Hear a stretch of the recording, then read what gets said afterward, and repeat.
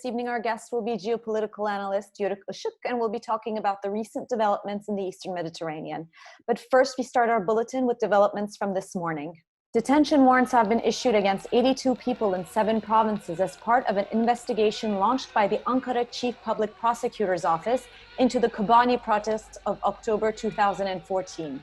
As part of this operation, several people have been taken into custody in house raids carried out earlier today. Among the detained are dozens of HDP members, including former HDP MP and current mayor of Kars, Ayhan Bilgen. In the video where he's being detained and put into an armored vehicle by police officers, the watching crowd can be heard shouting in support, "Mayor Ayhan, we are proud of you."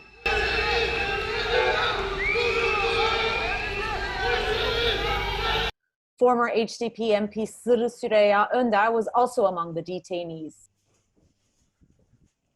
The HDP released a statement on the issue, saying that it can't be silenced. In its statement, the party referred to Prosecutor Kocaman's visit to Erdogan in the presidential palace, saying that the decision to launch a revenge attack against the HDP was adopted there. Following a video conference between Germany, Turkey, and the European Council, Turkey and Greece are ready to settle down for exploratory talks in order to settle down the tension in the Eastern Mediterranean. A video conference was held on September 22nd among the Turkish President Erdogan, the German Chancellor Merkel, and the European Council President Charles Michel. The 3 leaders discussed ways to foster political dialogue about the disputes in the Eastern Mediterranean and addressed the ongoing relations between Turkey and the EU from multiple aspects. In the Trilateral meeting, Erdogan appraised Germany's meditational attempts and called for a regional conference that would bring out constructive outcomes for the East Mediterranean tensions. He emphasized that the presence of all sides in the region, including the Turkish Cypriots, is essential. Regarding the EU summit that was postponed from its set date of September 24th, Erdogan said he's hopeful that the conversation will carry the Turkey-EU relations to a constructive ground. Erdogan invited all attendees to discuss the topics of customs union agreement, visa-free movement within the EU, and the migration agreement, so that a favorable and concrete outcome can be established at the EU summit. The summit was postponed to October 1st after the European Council President Michel unexpectedly entered COVID-19 quarantine. Following the video conference, the Presidential Communications Directorate announced that Erdogan agreed to start exploratory talks with Greece. The Greek Foreign Ministry responded to Erdogan's remarks with a willingness to have a dialogue. The Greek statement implied that the talks are to begin in Istanbul soon. Immediately after the trilateral meeting, Erdogan had a telephone conversation with the French President Emmanuel Macron on September 23rd. Tensions have been escalating between Turkey and France in recent times. According to the Presidential Communications Directorate statement, the meeting took place at Macron's request. During the conversation, Erdogan said that Turkey aspires to come to terms as France expects a constructive and discreet action to be displayed. On the same day, Erdogan also had a discussion with the NATO Secretary Jens Stoltenberg. The news came through Stoltenberg's tweet explaining that the meeting took place and that NATO is an open dialogue platform for both of its valued allies. Regarding Turkey's increasing willingness for dialogue and its positive outcomes in diplomacy, international relations professor from the Kadir Has University, Professor Dr. Serhat Güvenç, shared his comments. If Turkey's intention behind its militarily threatening moves is to set a higher standard for negotiations, that seems to be obtained. Exploratory meetings was a major goal, and that goal seems to be achieved since there is global support created around this initiative. Because a couple months ago, we were talking about how Turkey was left alone in the East Mediterranean with no one to sit at the table with. But right now, President Erdogan insistently calls for an international and multilateral conference. This can actually pull some actors to the table that have not been pulled before in a bilateral format. These multidimensional constructive attempts to de-escalate tensions in the East Mediterranean came amid a restless week in the region. On September 17th, Turkish forces carried out surface and air defense drills in the region under the activities of operational readiness. Following the drill, Turkey issued a new NAVTEX on September 22nd around the northern Aegean island of Lemnos until September 24th. The new NAVTEX cited Greece's violation of the island's demilitarized status by the Treaty of Lausanne. Our guest this evening is geopolitical analyst Yörük Işık. Good evening, Mr. Işık. Thank you so much for joining us. Hello. So the talks between Turkey and Greece are finally, it seems, going to happen. These exploratory talks are planned in shortly, as Greek foreign minister said, and this is going to be the 61st meeting. So indeed, this has been a week where diplomacy has been high. Can we finally say we're moving forward towards a resolution? How do you evaluate this effort to start up a dialogue again, and what are the primary issues on the agenda?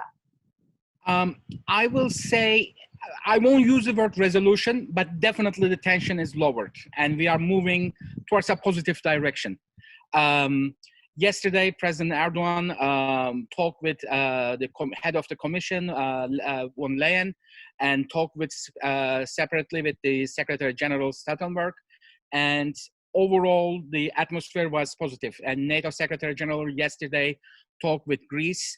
And very importantly, maybe the most importantly, this Sunday, Secretary of State Pompeo is arriving to Greece for a visit, for a 2-day visit. So we see, perhaps we can say the crisis partially was initiated because the American withdrawal from the region, at least diplomatic withdrawal from the region, and the crisis is resolving with the return of the American diplomacy as well.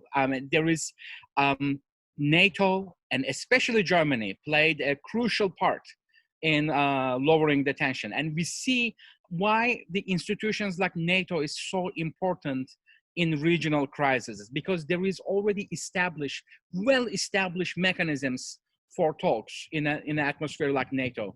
So they intervened correctly, just in time, and they stopped the tension getting even higher. But the American diplomacy is now playing a crucial part of lowering the tension. Yes, I mean, speaking of America, I mean, this week, I think General Secretary Pompeo also visited Cyprus. Yes. And they also removed an embargo on arms sales. So can we really say that they're neutral here, or how can we position them within this conflict? Yes, this is a little bit, it's the removal of the embargo will definitely complicate the situation, and Ankara immediately asked Washington to reconsider it. Yet, there is, I mean, we see the Ankara asking for reconsidering, but you see that even Ankara is not panicking, because I think the decision is that there are conditions that United States is asking Cyprus servicing Russian Navy ships, which is a very controversial issue. Russian Navy vessels, especially operating in the Eastern Mediterranean, on regular basis, call port in Cyprus, and not just for a port visit, but also to refuel and get supplies. So United States asked from Cyprus several times to stop this, and not to just to single out Cyprus. Spain also sells commercial services. Funny enough, I mean, Cyprus is not a NATO member, and Spain is a NATO member. Is even maybe perhaps more controversial. But so it is written in the congressional, I think, resolution that for arms sales to fully resolve, that they have to stop serving Russian Navy ships. Perhaps what Secretary Pompeo is representing more the Trump administration's view, and perhaps a loophole can be found that more what it's called in the military terms, the non-lethal weapons could be sold to Cyprus. And we'll see that. I think this Cyprus move is a part of the carrots and sticks move of the U.S. diplomacy. You know, they are showing to Ankara that they can do things more unpleasant for Ankara, or do things, I mean, they are already doing, and from Ankara's point of view, to represent, Ankara has been very unhappy with Washington, and probably Washington has been very unhappy with Ankara. So yes, Cyprus issue is complicated, but the presence of strong NATO presence in this crisis, etc., and now the Pompeo in the region, it also shows United States is offering perhaps other things, and there might be other deals, beyond closed doors that can be getting done, and we don't know that. But American diplomacy is back. I'd like to also speak a little bit about Turkey's strategy here. I mean, this week Turkey removed its seismic research vessel from the contested waters of the Eastern Mediterranean. And yet, on the other hand, Turkey issued also a new NAVTEX alert on Tuesday in the Aegean Sea, stating that Greece is violating the Lausanne Treaty by militarizing the islands. So what can we say about Turkey's strategy here? Turkey has been continually labeled as aggressive since the conflict flared up this summer. And I can't say Turkey's power structure has room for diplomacy either. Please correct me if I'm wrong. So what are Turkey's priorities, and will they be able to meet eye to eye with Greece during these upcoming talks? Yes, this is a very good question, and it is not easy to answer, but if I want to be positive, I can say Greece and Turkey has a long history and culture of working together or starting crises together and then resolving them together. First of all, as a factual information, yesterday there was a very important meeting, and there was the President Erdogan chaired the meeting. And so we see the full swing of the Turkish state beyond this meeting. It's not just another meeting. And there were some statements. I mean, these are perhaps cliche statements, but, you know, like just to cite the facts, and says the Turkish nation will not compromise on its rights and interests on land or in sea or in the air. And, you know, that Turkey calls on the good sense of all its neighbors. I mean, that means Greece, I mean, in this case, because the biggest territorial dispute is with Greece right now. And, you know, it leaves room, though. It's calls very important from the Ankara's point of view. It cites the 1923 Lausanne Treaty, and it says the islands are getting militarized by Greece, and that is part of the core of the problem. But Turkey leaves, and also in the same meeting, President Erdogan was talking about the new mechanism should be created with EU about the migration issue, etc., which he read that, I mean, he learned that, he read that situation very well, that he knows that migration issue is really the biggest interest for EU. And that is like he's holding the golden key, that he believes he's holding the golden key. And from the behavior of EU, from the reactions of Brussels, we can say that, you know, he is not so wrong. Yes, the migration issue remains the most important part of this crisis as EU pays attention. EU really pays attention when the migration issue is working well or is, you know, it's not working well. So that is the Turkish part. And they are open since the beginning. They are open to negotiation. From Greek side, a couple days ago, I don't know, like 2-3 weeks ago, Dendias, the Greek foreign minister, made a speech, and it is like you couldn't summarize any better the Greek position. He says Greece wants to also pursue dialogue, so it's like seems like we have no problem because Turkey wants to pursue dialogue, Greece wants to pursue dialogue, but the Greek position is they really want to make clear that they want to only talk about the water zones, etc. So like I see that Turkey maybe sees the Cyprus issue as well as part of this problem. Greeks they want to talk about the, you know, where the water markings are going to be, etc. They want to keep the situation smaller, and that they don't want to spread to Cyprus. So there is some difference there.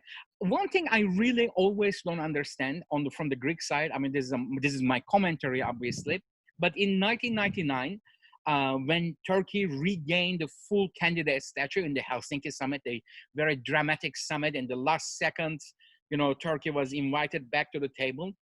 There, one of the conditions was, like any other EU candidate state, that the Turkey had to resolve its issues with the other existing member states, neighboring member states, and of course that was Greece back then. And so, the mechanism was that the Greece and Turkey was going to first bilaterally try to resolve the problems, and then if the problems are not resolved by a certain date, and which was, I think it was 2004 or 2005, I don't remember exactly right now, and then some issues will have gone to the international arbitration, to the international court.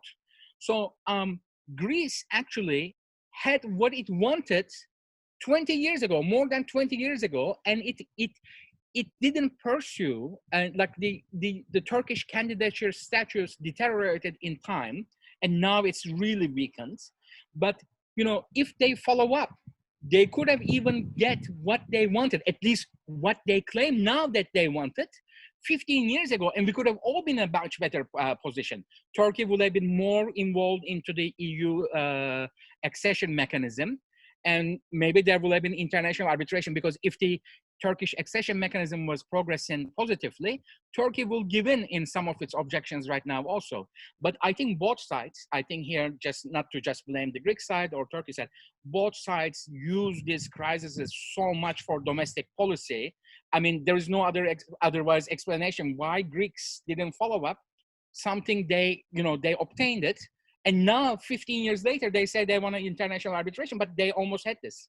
But they, instead of pulling us back into EU, Turkish EU membership is also used by Greece and maybe by other countries even more as part of the domestic politics. And that's where we are right now. Yeah, that's a very good point, actually. And it was actually going to be my next questions regarding whether there is a correlation, not only for Turkey, of using this type of coercive foreign policy in order to regain popularity back at home. So this is also the situation for Greece then. It's not only something that Turkey is. 100%. Yeah. And the Turkey, especially in last several weeks, last couple of months, really followed a much more militarized outlook, or how you will say it, a posture, that a military posture. So it attracted lots of attention. But actually in Greece also, even in Greece, there is lots of domestic criticism happened of the current government, and the deal they cut during this crisis with Egypt, it's also heavily criticized in Greece. That's just to annoy Turkey or hurt Turkey or whatever verb you want to use. They really gave in to the Egyptian demands. Actually, when you look at it, one more time, because of the Greece and Turkey couldn't resolve their problems or couldn't talk in a positive manner, another country benefited from them. And there's absolutely nothing wrong. I'm not blaming Egyptians, and Egyptians were there and they never signed their maritime deal before with Greece. And in this crisis, they got almost everything they wanted. So congratulations to Egypt. Yeah, I think Egypt also in the past has tried to open up some sort of dialogue with Turkey, which Turkey was always close to. Yet this week, Erdogan expressed on September 18th, actually, that he was ready to hold dialogues with Egypt. And Turkey is, Egypt, I guess, considers this to have a lack of credibility, considering the recent past and the relationships that they have had up until now. Do you think there's a possibility here for rapprochement between Turkey and Egypt? There is, because Turkey desperately needs, actually, in realistic terms, a rapprochement both with Egypt and Israel. Egypt is, one will think, I think a more lazy answer will be Israel will be harder just because of ideological differences, etc. But actually with Israel, Turkey is right now has better economic relations, but Turkey has more, I will say, this is in my opinion, more unchecked and uncontrolled supports towards Hamas. If Turkey can put its, and there is nothing wrong. Turkish governments, in its sovereign right, can support Hamas, but they have to do this in a more not so openly and not so enthusiastically. The control and the language sometimes used towards Israel is really hurtful, and it's incorrect and sometimes on borderline anti-Semitic. If they can control the language issue towards Israel, the relations with Israel can get better. With with Egypt also, there is similar situation. There is ideological differences towards Turkish support towards Muslim Brotherhood, and its members of some of the Egyptian opposition, broadcasting TVs or hosting websites from Istanbul. It extremely irritates Egypt. So Turkey at this point, again, these are like ideological differences, and And Sisi is no angel. I mean, Sisi is actually is a brutal dictator if you look at it in the most international sense. But in the international relations, when there are very complex situations, Turkey has to look at the matters more pragmatically. And Egypt is the cornerstone of any Middle Eastern politics. So they have to separate their feeling towards Sisi, that he could be evil, he could be dictator, he could be this and that, but he is the current leader of Egypt. So they have to have at basic some working relation with Egypt. So I think at the end, they start thinking more practically, and that they're gonna build. I think they already missed a chance when Egypt proposed some kind of peace negotiations for Libya, which was actually copy and paste of the Russian proposal. They immediately dismissed that. And Turkey had the upper hand back then. It was the beginning of summer in Libya.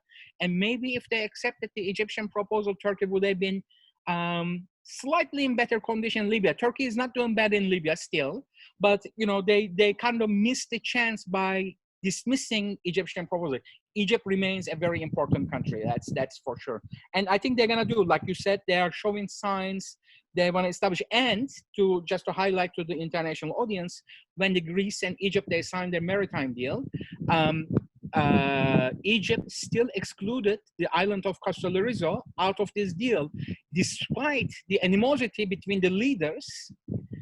Egypt showed discipline to show its stately historical side and not accepting a deal that is truly hurtful towards Turkey. That's an important sign. And I think the practicalities will force two sides to start talking in this upcoming winter sometime. I cannot put a date on it, but it will happen. So, I mean, these are all great, I guess, developments, like the fact that at least at this time, tensions are slowly decreasing and there is a call for dialogue on various fronts. Yeah. That's true, with one exception and one important player. We still did not mention its name, and that is the grand nation of France. And it is truly an important country, of course. It's a very powerful country. It has a nuclear aircraft carrier, but it has only one. So, like United States operates several nuclear aircraft carriers in Mediterranean. So, like when France attempted to fill the void left by the withdrawal of America under Trump administration from Mediterranean, it clearly has an impressive military power and naval power also, but it's not United States, right? I mean, United States, it is so far ahead. It's like, this is a separate conversation. It could be, it's so heavily militarized. There is no other country that can easily fill the void left by United States. So actually both France and Turkey are not so different than from each other. They both moved to fill the void left by United States. And French government, maybe by tradition, maybe just by the character of its bureaucrats, etc., acts. It supports its actions in a much more more intellectual framework. Turkey comes, to me, I'm making a comment here, Turkish actions comes more clumsy in some ways. Yet, they are not so different than from each other. It's just Turkey sometimes lacks the intellectual support from the back to explain its actions. But France no longer claim at this point that it is just protecting a fellow EU member state, that means Cyprus, for example, against Turkish aggression, or can just say, I'm protecting EU's commercial interest, the hydrocarbon interest in the Eastern Mediterranean, again, against an outsider and non-EU member country, which is Turkey. Because of France, UAE came and participated into a military exercise in the middle of Mediterranean. I mean, France, in a way, so subcontracted. I mean, this is maybe one shouldn't say at this point. France, like the Macron and the grand wisdom of Le Drian, the foreign minister, they subcontracted so much of the French foreign policy to UAE, and they make a non-regional actor come into a show of force in the middle of the Mediterranean. It's they kind of show the cards they're holding in their hand. They have other grand ideological ambitions also, and so so France can still perhaps. There is potential, let's say, to spoil to some of the positive developments, in the sense that it's in the interest of France that things are not settled between Greece and Turkey. I mean, France took the opportunity to successfully complete a defense agreement with Greece in the middle of the crisis, right? They sold planes and ships to Greece. So France has commercial interest from this, and there's nothing wrong with this. I mean, like usually Americans twist NATO members' arms to sell their defense exports. So France did this, and so I don't know. It's like French position remains unknown, and like another important, interesting part of the, France is one of the, Franco-German engine of EU. Right? I mean, like, I know you are curious about the environmental issue. Yes, that's exactly. Yeah. I was really, because it seems like when we talk about the Eastern Mediterranean, or perhaps it's my lack of knowledge. Let's say we somehow fail to talk about the environmental, kind of the global environmental crisis that's out there, and and especially that there's pressure nowadays for energy companies to go green, as well as, what is the viability of actually extracting gas there? So is this conflict really about natural resources, or how can we look at it from this perspective? I mean, I'm so glad you asked this, or you bring this up, because many people overlook this part of the question. And because France is seen as one of the two states, as the engine countries of EU. And what is EU's position is to disengage from hydrocarbons. So, but one of the most important countries of the EU is about to go to war about defending the hydrocarbon interests of EU.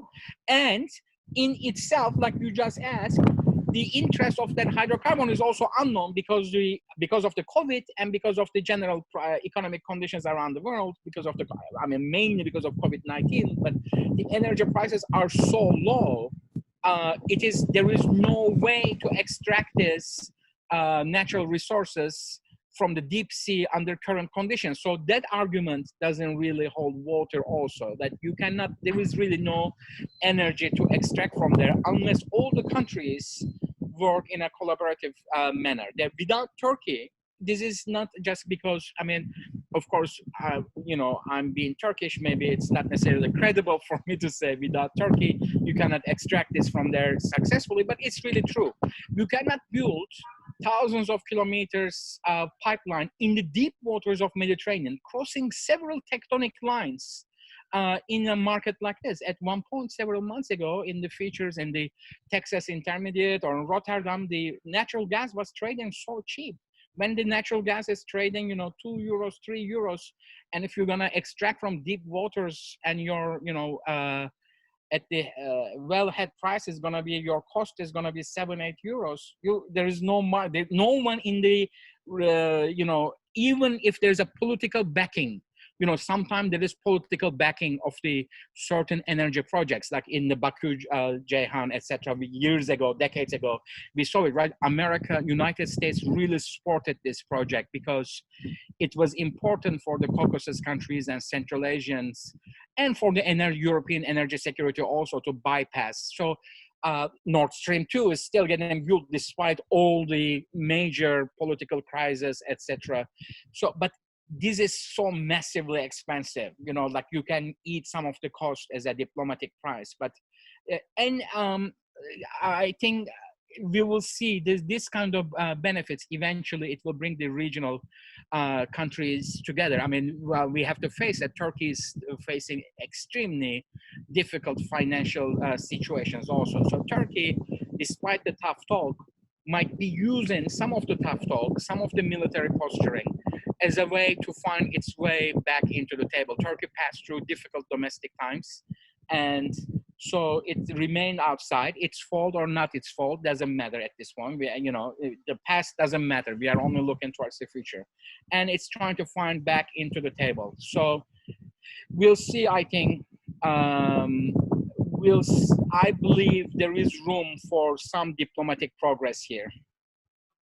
Yörük Işık, thank you so much for having joined us this evening. Of course, my pleasure. Face-to-face education has begun across Turkey on September 21st for preschoolers and first graders. However, parents are anxious to have to send their kids to school due to the daily coronavirus cases remaining above 1,500 throughout the month of September. Schools were closed on March 16th, days after the country confirmed its first coronavirus case.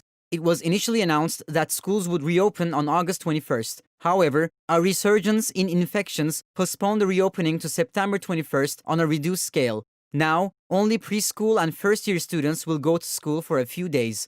They have attended classes once between September 21st and 25th and twice from September 28th to October 2nd, according to the Ministry of National Education. And for the remainder of the days, they will follow their curriculum online. There will be 5 30-minute classes with 10-minute breaks in between. If any parents are concerned about the safety of their children, attendance to school will not be mandatory. Mediascope has spoken to parents of first graders. Many of them stated that they were anxious about sending their children to school during a pandemic. If things continue as such, I will keep sending my child to school. However, if there's an increase in cases, then we will continue education from home. They didn't let us into the classrooms, but the teachers and the principal made us the necessary explanations regarding the disinfection process of the school. We as parents have also given our children disinfectants to carry with them. For now, everything is fine. I hope we won't have any troubles. My child was out on the street all summer playing until 9 p.m. I was really wondering about how I was going to keep my children at home, but luckily, now that there is school, it is better for them to come here than to be playing outside. At least now they can receive the basic tenets of their education. I believe this is going to be useful for all of us. When we do end up returning to online education, at least they will be at a level where we as parents can help them. So this is a very important first step. So I am happy for now. I was nervous at first, but the teacher and the principal reassured me. I see that they have taken social distancing and hygiene measures. This is the first grade. How am I supposed to teach my daughter what she's supposed to learn? This cannot be done without the help of a teacher. There needs to be pressure coming from the teacher. This really helps us as parents. Our children say, "Our teacher told us to do this and that," so they do it. Otherwise, staying at home, my child got depressed. She was getting angry all the time. But now that she has started school again, she's more relaxed, as am I. For me, it is better for her to come to school as long as hygiene and social distancing measures are followed. CHP Chair Kemal Kilicdaroğlu paid a visit to the Turkish Medical Association this week. After the meeting, a joint press conference was held between Kilicdaroğlu and Turkish Medical Association President Dr. Sinan Aliyavan. While Kilicdaroğlu addressed the increasing cases of healthcare personnel being targeted across Turkey, he also evaluated the government's inability to manage the pandemic, prioritizing the economy over human life. Sağlık çalışanları suçlu oldu. Neden? So the healthcare personnel have become guilty now. Why? Because they have to provide the correct information to the population. There is no room left in emergency units at this point. People are given medication and sent to their homes.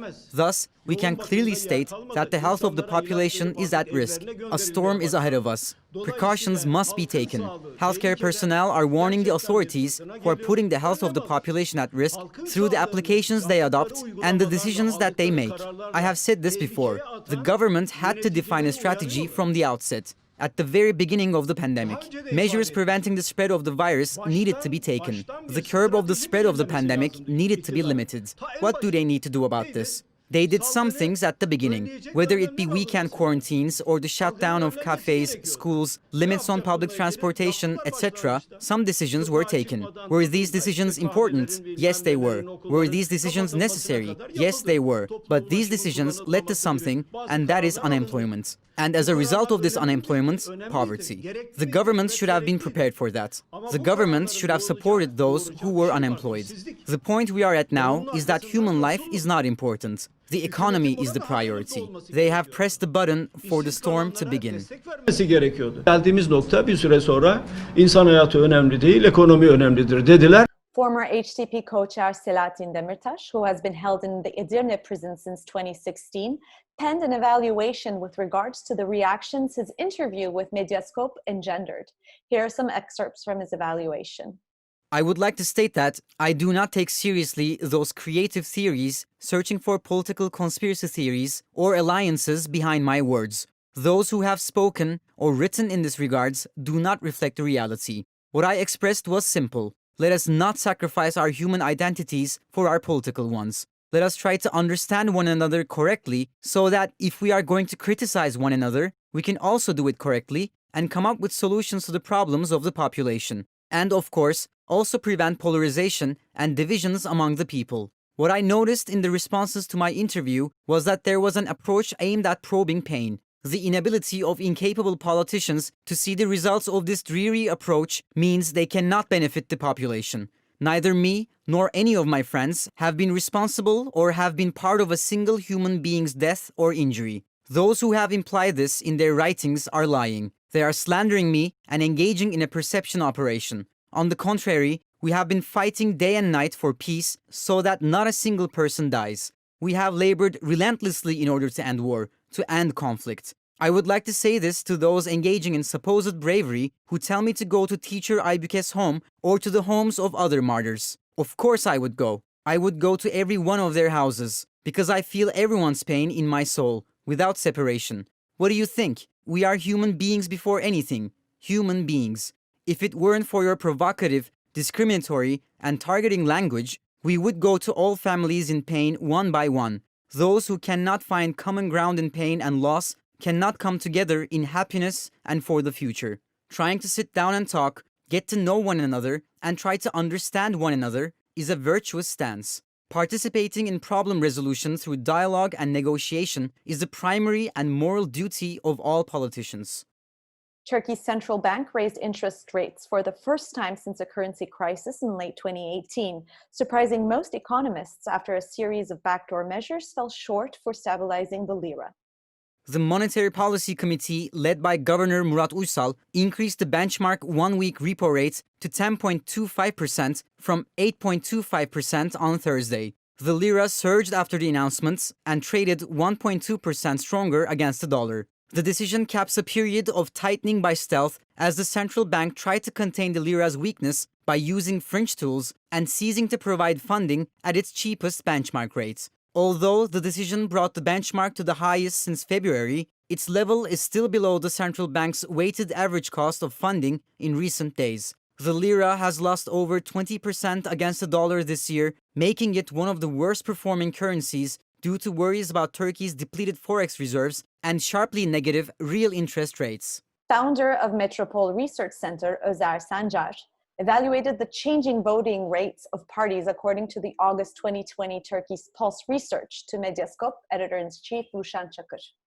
Birinci çarpıcı sonuç The primary striking result is that the votes of the AKP have dropped to below 35% in the last 2 years, that is, since September 2018. This is without the distribution of the undecided voters. The votes were approximately between 30 to 35%. In the last 8 months, they have decreased to 30 to 33 points. But these votes never went below 30 in the last 24 months.